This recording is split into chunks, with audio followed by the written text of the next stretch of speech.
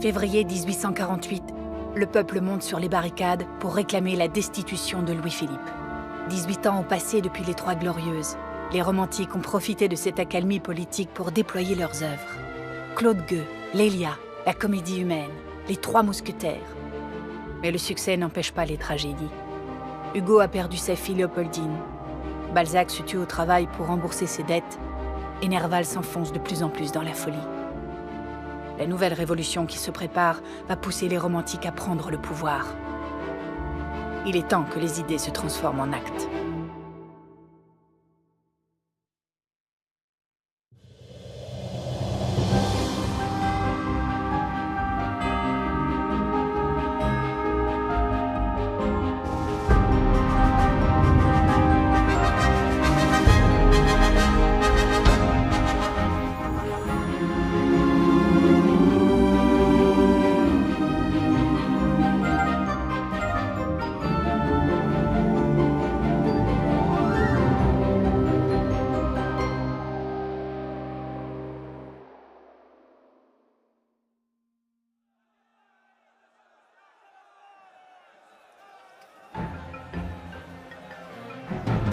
Le 22 février 1848, Paris se soulève à nouveau contre le pouvoir.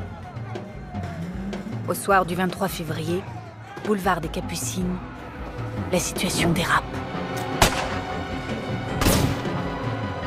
La troupe fait feu sur le peuple.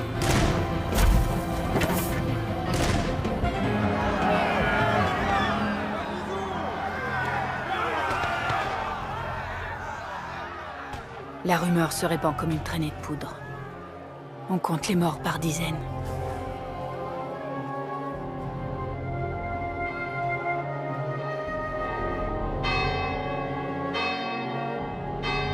La colère envahit la capitale. Paris s'embrase.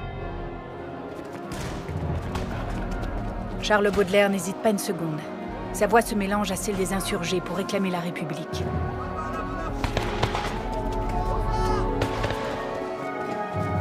Au détour d'une barricade, enfiévrés par le chaos qui règne dans les rues, ces vieilles rancunes refont surface. Il crie « À mort le général au pic !» Si au passage la Révolution pouvait le débarrasser de son infâme beau-père. Mais c'est une autre tête que réclame la foule.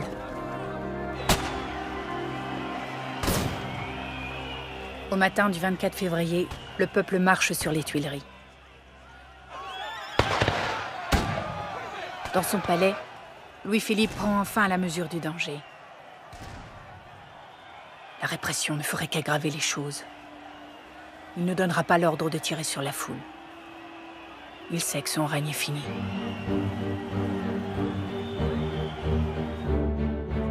En urgence, il abdique en faveur de son petit-fils de 9 ans.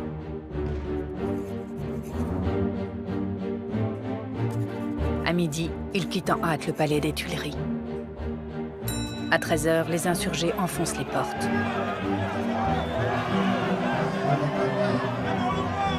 Honoré de Balzac vient à peine de rentrer de voyage de Russie et assiste stupéfait à la scène. Paris est en liesse. Partout on crie « Vive la République !» Mais Balzac, lui, ne voit qu'insurrection, pillage et guerre civile. Ce désordre lui fait peur. Ce n'est bon ni pour le théâtre, ni pour la littérature, et encore moins pour le pays. Allez, tous à la Bastille! Effrayé, Balzac s'enfuit, tandis qu'une foule joyeuse s'empare du trône de Louis-Philippe, avec la ferme intention de brûler ce symbole de la monarchie.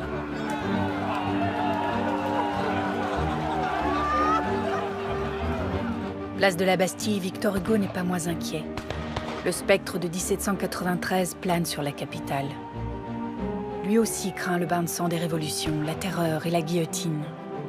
En tant que père de France, il doit prendre la parole pour annoncer l'abdication de Louis-Philippe et la mise en place d'une régence avant que le jeune roi n'accède au trône.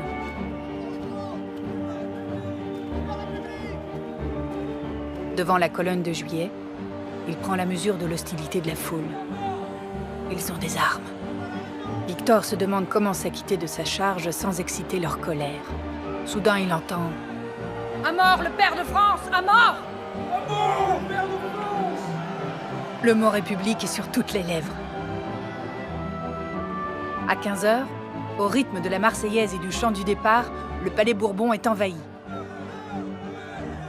Le poète et député Alphonse de Lamartine rejoint les révolutionnaires. Il vient de proclamer la République devant l'hôtel de ville. Une joie indicible envahit le cœur des Parisiens. C'en est fini de la monarchie. Aussitôt, un gouvernement provisoire est formé.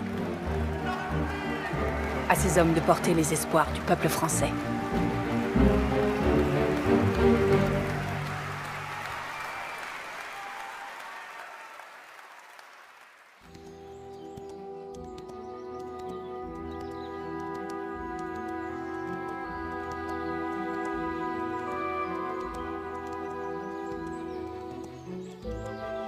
Le grondement de la Révolution n'a mis que quelques heures pour arriver jusqu'à Nohant.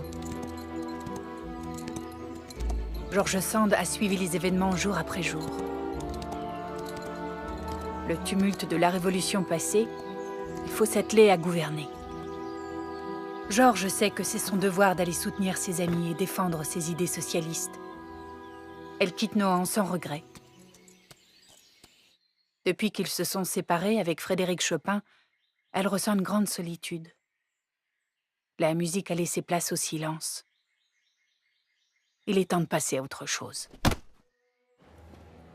À son arrivée dans la capitale, George Sand se met à disposition du gouvernement provisoire. Lamartine lui confie la rédaction des bulletins de la République et lui obtient un laissez-passer qui lui ouvre les portes des ministères. Les premières réformes viennent d'être lancées. Suffrage universel masculin, abolition de l'esclavage et de la peine de mort pour les crimes politiques, le principe du droit au travail est garanti, la journée de travail est limitée à 10 heures et la liberté de la presse rétablie. La plume de George Sand, radicale et engagée, se déploie partout en faveur de la démocratie et des travailleurs. Elle crée même son propre journal, La Cause du Peuple, pour développer ses théories et diffuser plus largement ses idées. Madame Sand devient une manière d'homme politique, et donc la cible de ceux qui comptent bien rétablir l'ordre ancien.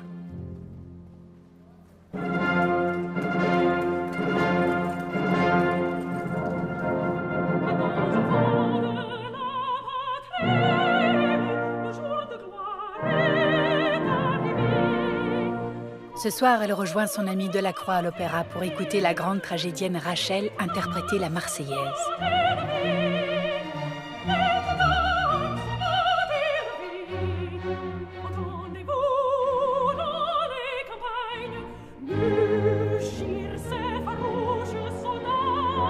Delacroix ne partage pas les opinions socialistes de Sand.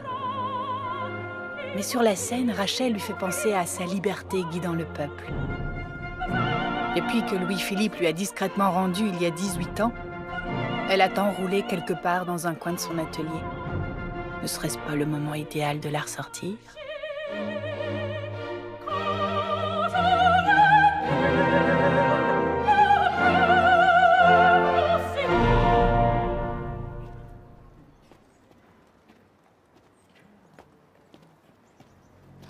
Baudelaire voudrait être invisible. Jeanne le cherche. Jeanne Duval, sa beauté créole, avec laquelle il entretient une liaison destructrice depuis plus de 6 ans. Elle a sûrement besoin d'argent. Baudelaire n'a pas beaucoup dormi ces derniers jours. Il ne veut pas la voir. Il ne peut effacer de sa mémoire la terrible nuit où il lui a ouvert la tête avec un guéridon. Il en éprouve une honte mêlée de rage. Sa Vénus noire est devenue un poison. Elle entrave son bonheur et le perfectionnement de son esprit. Il faudrait qu'il arrive à la quitter définitivement. Mais elle est l'une de ces fleurs du mal. Si elle l'épuise au quotidien, elle fortifie sa plume.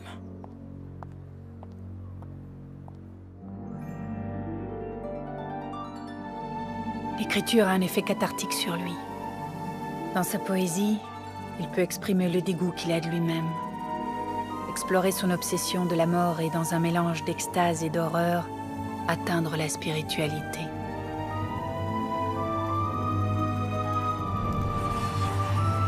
Oui, c'est cela qu'il veut écrire. Un recueil atroce où toute sa pensée, toute sa haine, toute sa religion seront déversées.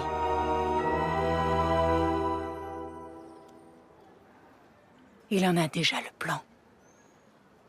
Il le compose tout doucement, comme un homme qui n'a pas le sol et la tête perdue. Elle est partie. Jeanne va sûrement se rendre chez lui. Baudelaire ferait bien de disparaître un moment. Il va se réfugier chez son ami Gustave Courbet. Dans son atelier se retrouve toute une jeunesse aux idées anarchistes et révolutionnaires. Une nouvelle génération d'artistes qui espèrent à leur tour renverser les codes établis et se faire connaître. Courbet l'accueille à bras ouverts. Quelques hardes dans un coin, 2 draps par-dessus, et voilà un lit pour le poète. Le regard de Baudelaire est immédiatement attiré par les toiles de son ami. Courbet n'a suivi aucune formation académique et pourtant sa peinture est déjà assurée et dégage une telle liberté. Le jeune critique d'art admire la façon dont le peintre se représente. Il y a comme un écho à sa propre écriture dans ses tableaux. L'artiste est au cœur de son œuvre. Gustave Courbet l'impressionne. Ils ont le même âge et sont pourtant si différents qu'ils ont failli ne pas s'entendre lorsque le peintre lui a dit qu'il détestait les poètes. C'est vrai, parler autrement que tout le monde, c'est mépriser le peuple. Et Courbet est un socialiste convaincu. Mais ce qui les rassemble, c'est leur désir de réussir. Baudelaire sait que Courbet a vu tous ses tableaux refusés cette année. Il n'arrive pas à se faire exposer. Or, pour vendre, il faut être vu. Le poète aussi cherche à se faire remarquer, mais son style particulier dérange. En l'écoutant, Courbet a croqué un insurgé sur une barricade. La révolution doit être totale, en politique comme en art. Décidément, Balzac n'aime pas cette république. N'en déplaise à Alexandre Dumas, qui vient de l'inviter à jouer une de ses pièces dans son théâtre historique.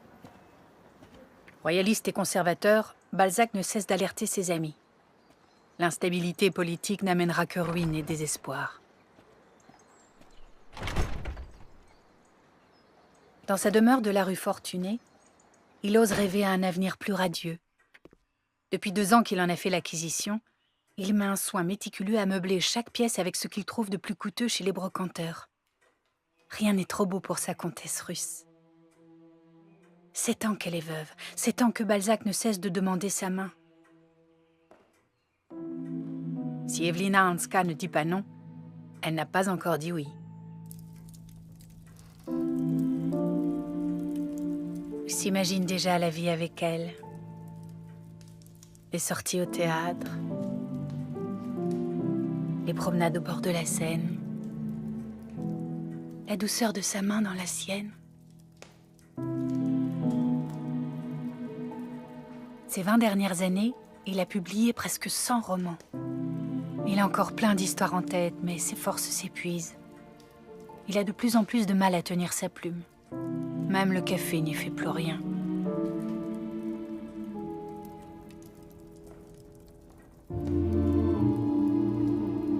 Balzac veut repartir au plus vite en Russie, rejoindre son amour. Mais d'horribles nouvelles viennent des pays voisins. À la suite de la France, la révolution de février enflamme l'Europe. C'est bientôt l'Autriche, la Hongrie, puis la Prusse, le Danemark et l'Italie qui se soulèvent. Le voyage vers Saint-Pétersbourg risque d'être éprouvant et dangereux. Il a son passeport, ses valises sont prêtes. Il n'attend plus qu'une accalmie pour se mettre en route.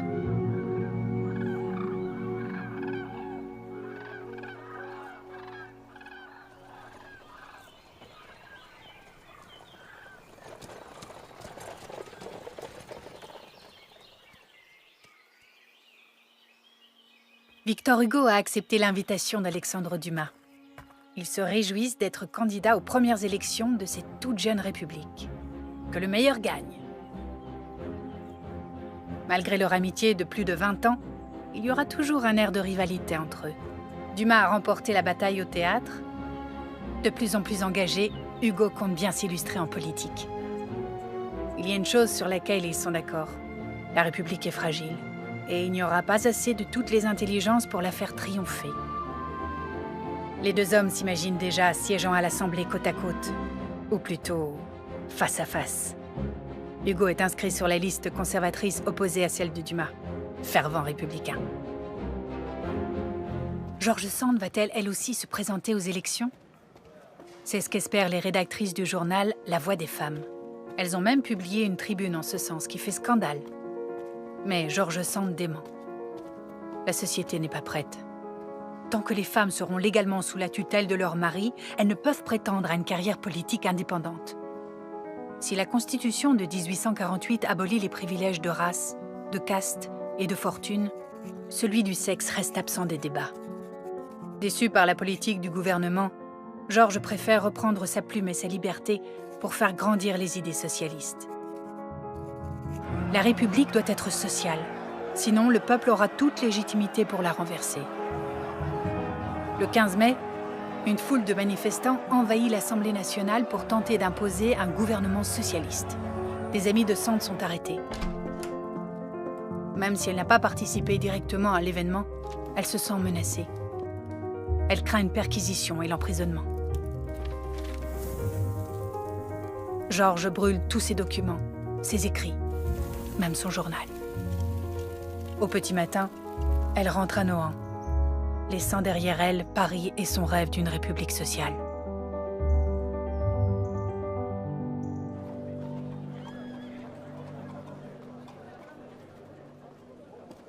Résultat des élections! Tous les noms des députés! Résultat des élections!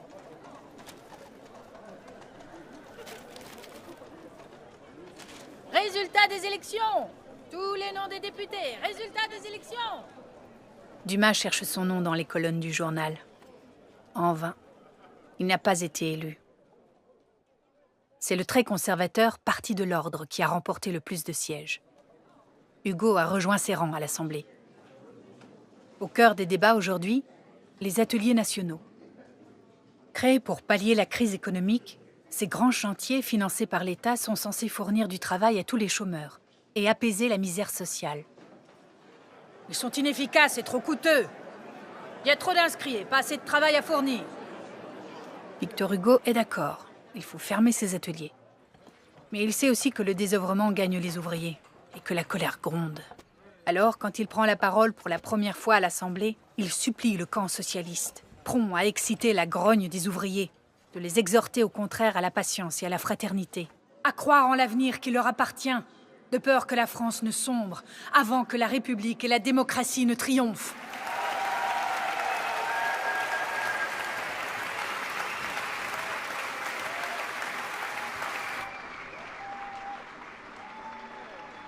Le 21 juin, le gouvernement ferme les ateliers nationaux. Et c'est plus de 100 000 ouvriers qui, en plein Paris, se retrouvent au chômage.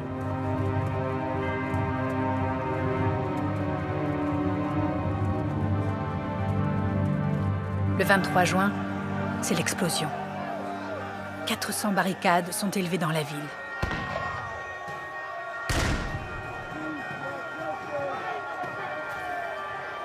À midi, les insurgés tiennent la moitié est de la capitale. Face à eux, la République.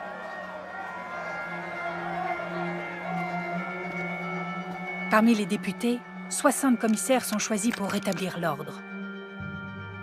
Victor Hugo est l'un d'eux. Le temps de la force est venu.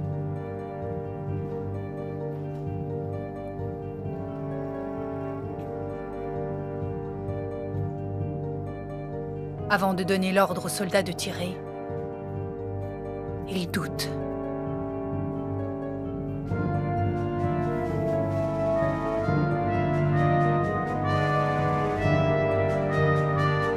Feu!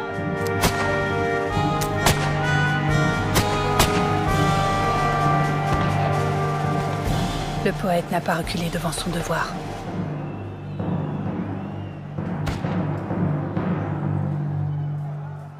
Pour la première fois, un daguerréotype va immortaliser l'histoire.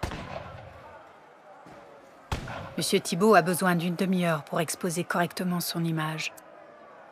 Et il sait que durant ce temps, toute chose en mouvement devant l'objectif ne se fixera pas sur la plaque.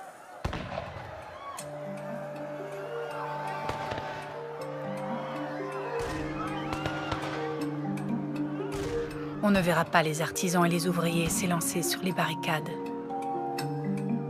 On ne les verra pas tomber à la renverse sous la violence des tirs. On ne les verra pas être transportés sur des charrettes vers les fosses communes.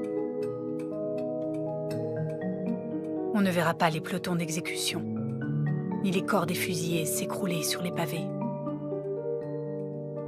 Ne resteront que les façades muettes et le grand vide des espoirs vaincus.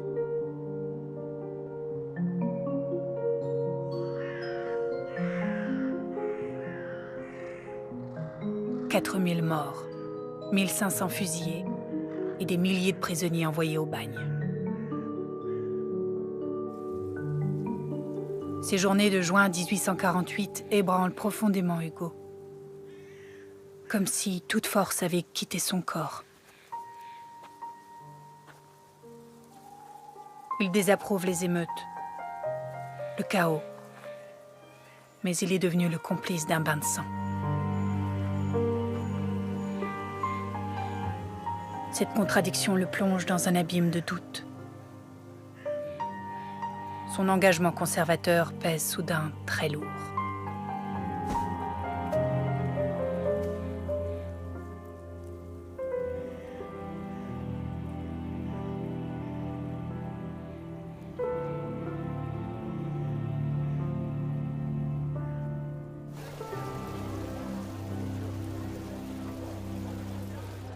Au mois de décembre 1848, pour la première fois de son histoire, la France élit son président de la République au suffrage universel masculin.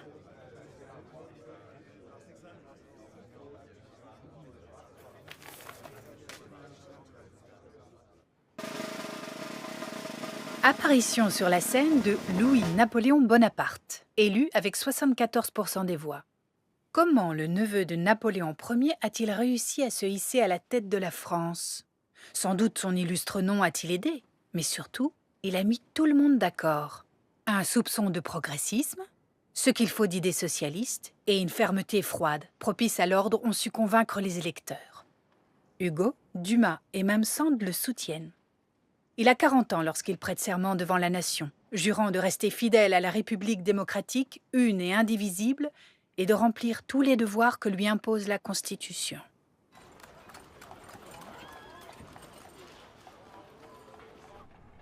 Alphonse de Lamartine n'a même pas obtenu 1% des votes. Il était pourtant celui qui avait proclamé la République et porté les espoirs de la Révolution. Mais le pouvoir n'appartient pas aux rêveurs.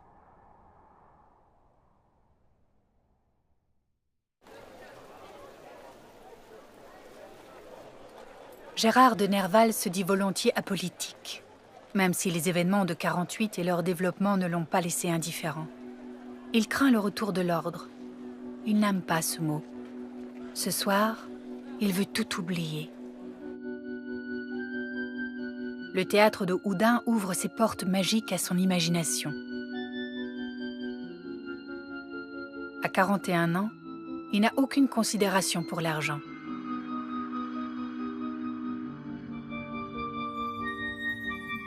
Il a fait son chez lui dans les grands espaces du rêve.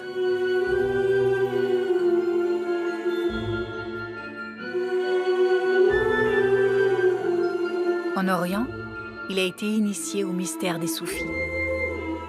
Il a maintenant 10 religions. Il vit dans ce grand tout, ce flux perpétuel qui relie son corps au cosmos.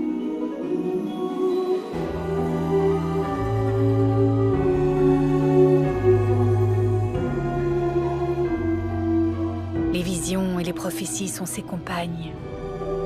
Il cherche, il écrit, inexorablement.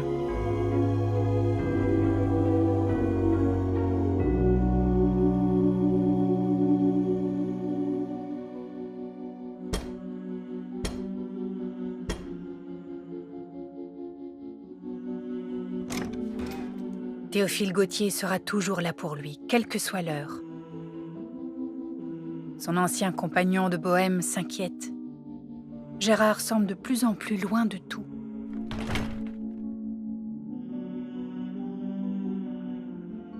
Il est le dernier de la bande à continuer de vagabonder à corps perdu, à laisser derrière lui le temps d'un rêve la trop obscure réalité.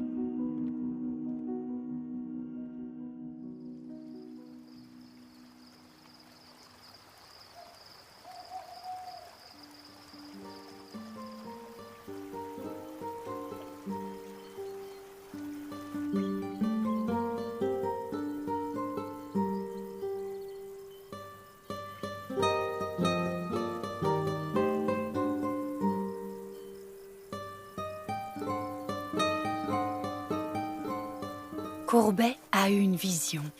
Il veut peindre un tableau gigantesque. Maintenant qu'il a réussi à attirer l'attention de l'Académie et que Delacroix a salué son esprit novateur, il veut frapper fort pour qu'on ne l'oublie plus jamais. Il a quitté Paris sans regret. Il n'a pas aimé qu'un Bonaparte se hisse à nouveau à la tête de la France. À Ornans, dans sa Franche-Comté natale, il est heureux de retrouver les siens. Avec l'aide de son père, Courbet transforme le grenier de la maison familiale en atelier. Ici, il va pouvoir réaliser son œuvre, un grand tableau, si grand qu'il est obligé de couper sa toile en 3 parties. Il va détourner les codes de la peinture d'histoire, mais pas pour représenter les grands hommes et des batailles. Il va peindre des gens ordinaires, sans mentir, sans tricher.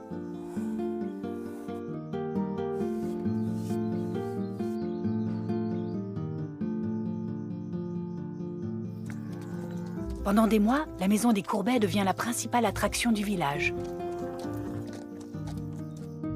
Tout le monde s'y presse.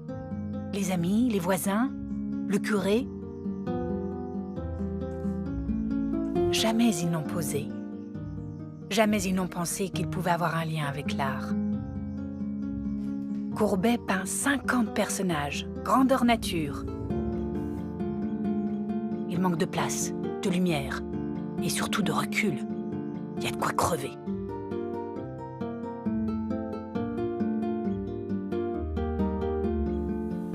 Lorsqu'il termine enfin sa toile, Courbet pressent le scandale. De retour à Paris, c'est une véritable tempête qui l'attend. Les critiques se déchaînent. On parle de laideur et de trivialité. La peinture est un art noble qui se doit de représenter de grands sujets et de sublimer le réel. Courbet a peint une scène anecdotique aux personnages insignifiants. L'enterrement à Ornans marque la rupture voulue par une nouvelle génération d'artistes qui veut peindre la réalité sans phare.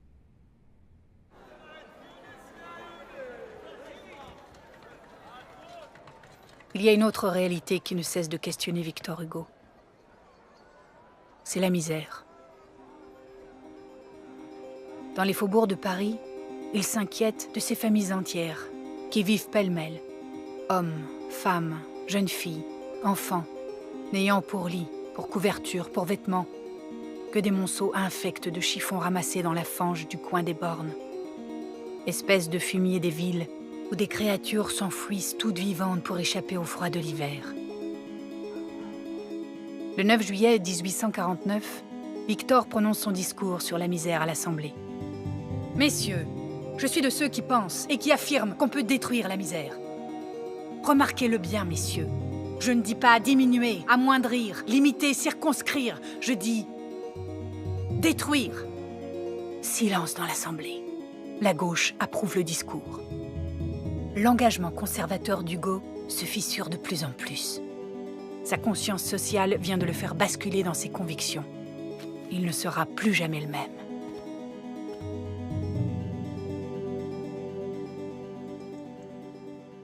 « 414 lettres et 18 ans plus tard, Honoré de Balzac est rentré à Paris avec celle qu'il aime. Il a épousé Evelina Hanska le 14 mars 1850.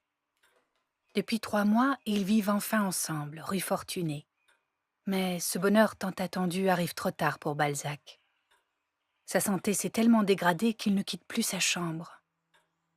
Une hypertrophie du cœur, disent les médecins impuissants. Rares sont ses visiteurs. Quand Hugo se présente chez lui, Balzac ne semble pas le reconnaître. Ça fait 20 ans que les deux écrivains se fréquentent. S'ils n'ont pas toujours été d'accord, ils se sont toujours soutenus. Victor sent son cœur se serrer quand il entend son ami murmurer « Bianchon, il me faudrait Bianchon. Bianchon me sauverait, lui. »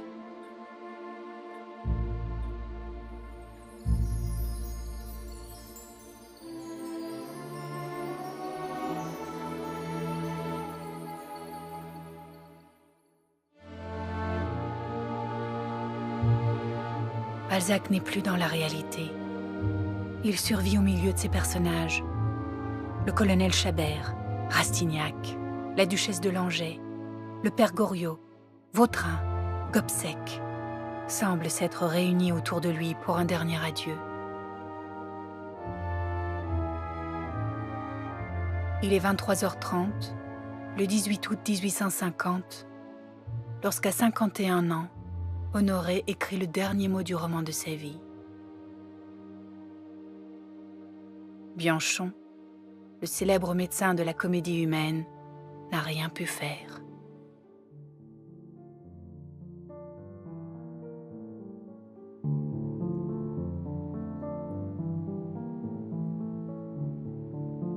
C'est une belle journée d'été.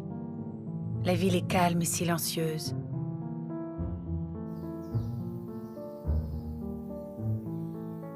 Au cimetière du Père-Lachaise, une foule respectueuse et sympathique est venue rendre un dernier hommage à Honoré de Balzac.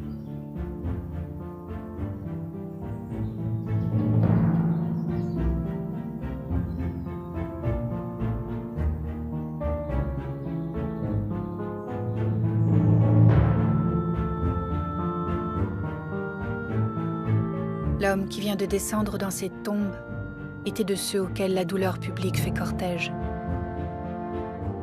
À son insu, l'auteur de cette œuvre immense et étrange est de la forte race des écrivains révolutionnaires. Balzac va droit au but. Il saisit corps à corps la société moderne. Il arrache à tous quelque chose. Aux uns l'illusion, aux autres l'espérance.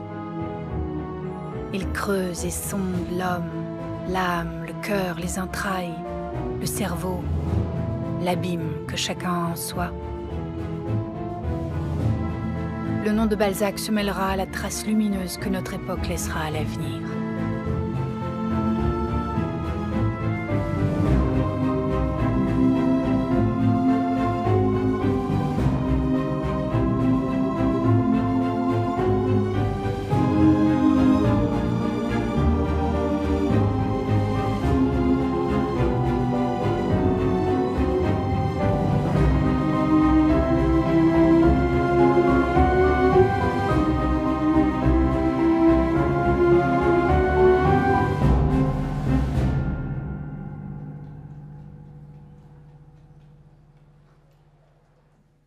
Alexandre Dumas repense à son ami Balzac, lui qui craignait tant le désordre, répétant que l'instabilité n'est bonne ni pour le théâtre ni pour la littérature, s'il savait.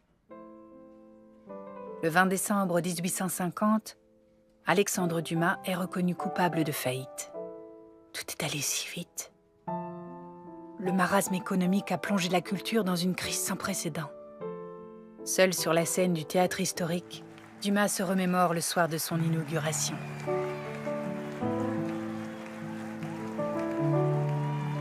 Les applaudissements du public, la démesure, le triomphe.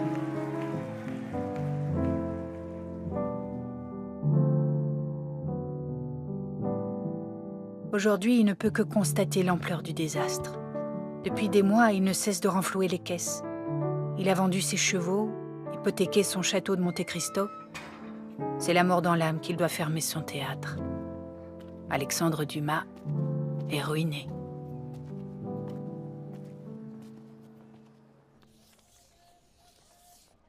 Daumier, lui, doit se réinventer sans cesse s'il veut continuer à exprimer ses idées sans risquer la prison. Ces derniers temps, Louis-Napoléon Bonaparte multiplie les discours anti-républicains. Alors Daumier se crée une nouvelle arme.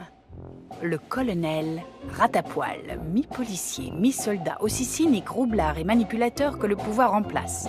En mettant en scène cet agent de propagande à la solde de Louis-Napoléon, Daumier compte bien ouvrir les yeux de ses contemporains sur les dérives du pouvoir. La Constitution interdit au président de la République de se présenter pour un deuxième mandat ? Qu'à cela ne tienne. Organisons un coup d'État.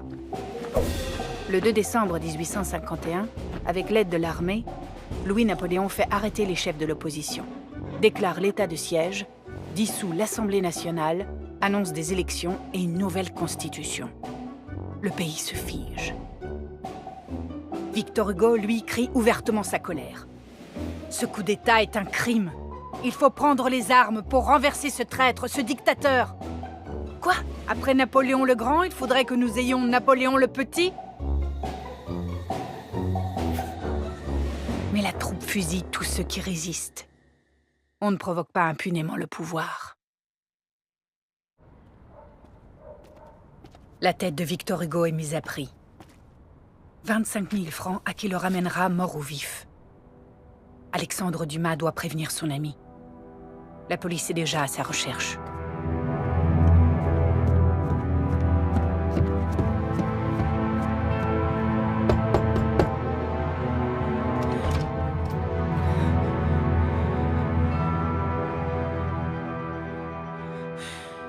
Victor est en danger.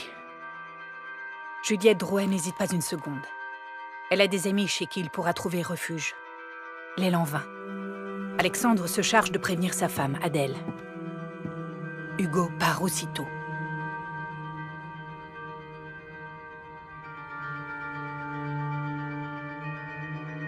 Le lendemain, quand la police perquisitionne chez Juliette, le poète est introuvable. Soir après soir, elle organise la clandestinité.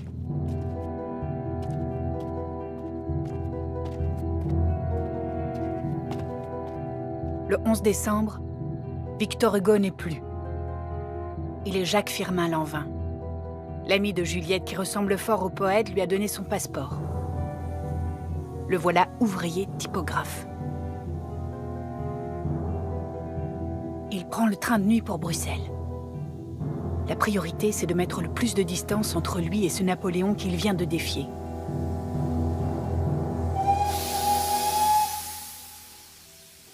Juliette le rejoindra le lendemain.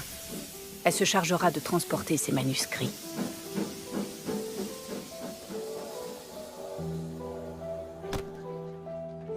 Alexandre Dumas suit les pas de Victor Hugo. Son jugement de banqueroute vient d'être confirmé. S'il ne veut pas finir en prison, il doit fuir lui aussi.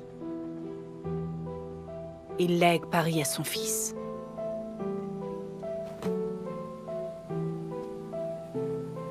Il est fier de lui. Son roman, La Dame aux camélias, lui a ouvert les portes du succès.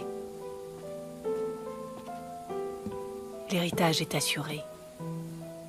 Le flambeau des Dumas ne s'éteindra jamais.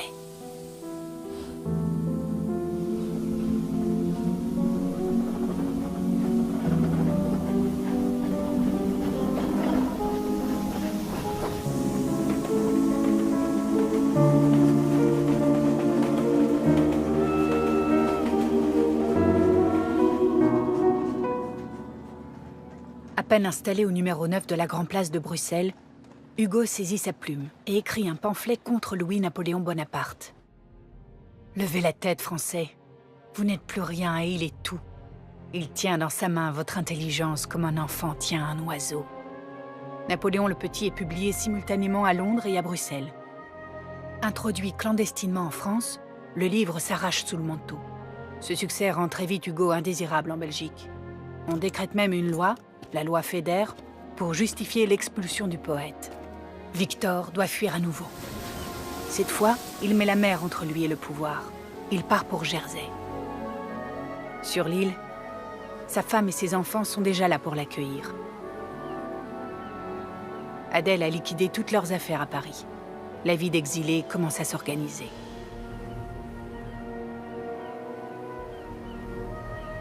Le 2 décembre 1852, Louis-Napoléon Bonaparte se rebaptise Napoléon III.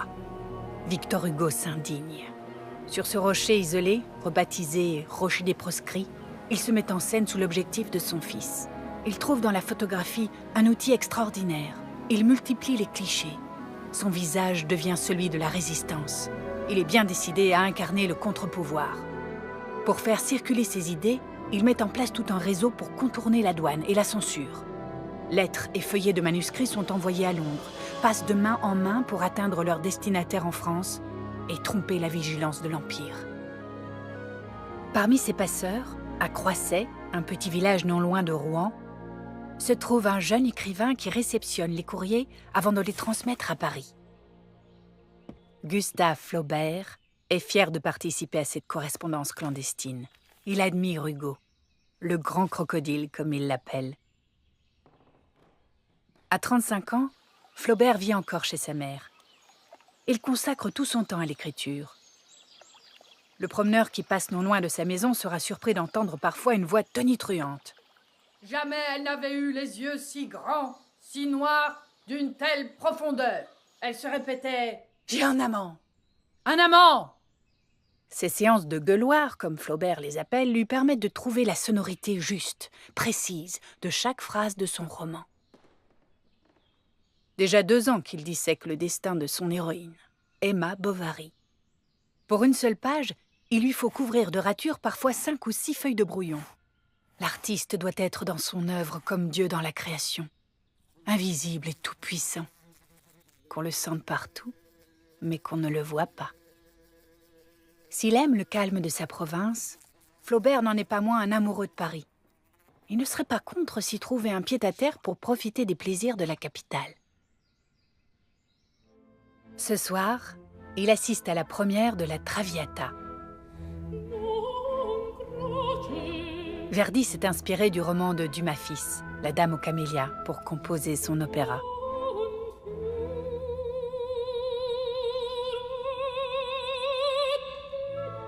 Flaubert en profite pour donner discrètement des nouvelles de Victor Hugo à George Sand, qui plaide la cause des proscrits auprès de l'empereur.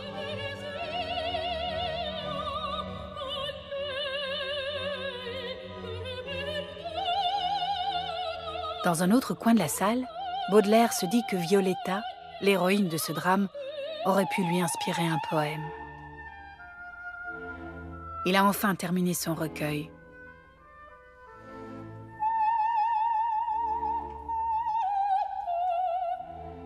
Il a décidé de dédier son ouvrage à Théophile Gautier. À mon très cher et très vénéré maître et ami, avec les sentiments de la plus profonde humilité, je dédie ces fleurs maladives.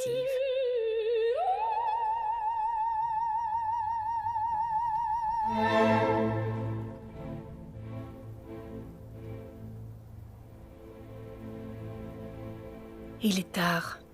Gérard de Nerval est venu apporter à Gautier quelques pages d'Aurélia ou Le rêve et la vie, son roman que Théophile publie dans la Revue de Paris. Ce manuscrit est la dernière chose qui relie les deux amis. Sans cela, Gérard ne serait pas venu. Il ne sort qu'entre chien et loup, dort dans des cloaques et se réchauffe au poil des cabarets. Gérard raconte à Théophile qu'il s'est fait photographier, sans trop savoir pourquoi, par un jeune photographe du nom de Nadar. Lorsqu'il a vu apparaître son image sur la plaque, une idée terrible lui est venue. Je sens 2 hommes en moi, le bon et le mauvais génie. Suis-je le bon? Suis-je le mauvais? Théophile Gautier aurait voulu que son ami reste dormir chez lui.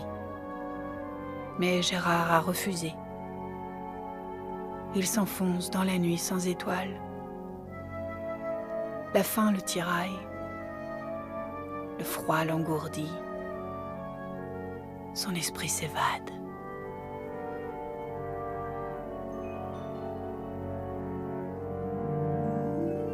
Le rêve est une seconde vie. Je n'ai pu percer sans frémir ces portes d'ivoire ou de cornes qui nous séparent du monde invisible.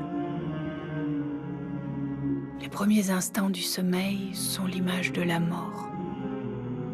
C'est un souterrain vague qui s'éclaire peu à peu et où se dégagent de l'ombre et de la nuit les pâles figures gravement immobiles qui habitent le séjour des limbes. Puis le tableau se forme, une clarté nouvelle illumine et fait jouer ces apparitions bizarres. Le monde des esprits s'ouvre pour nous. Au matin du 26 janvier 1855, les gendarmes frappent à la porte de Théophile Gautier. Son ami de toujours, Gérard de Nerval, a été retrouvé mort, pendu à une grille de la rue de la Vieille Lanterne. Dans ses poches, on a retrouvé son passeport et une simple note. « Ne m'attends pas ce soir, car la nuit sera noire et blanche. »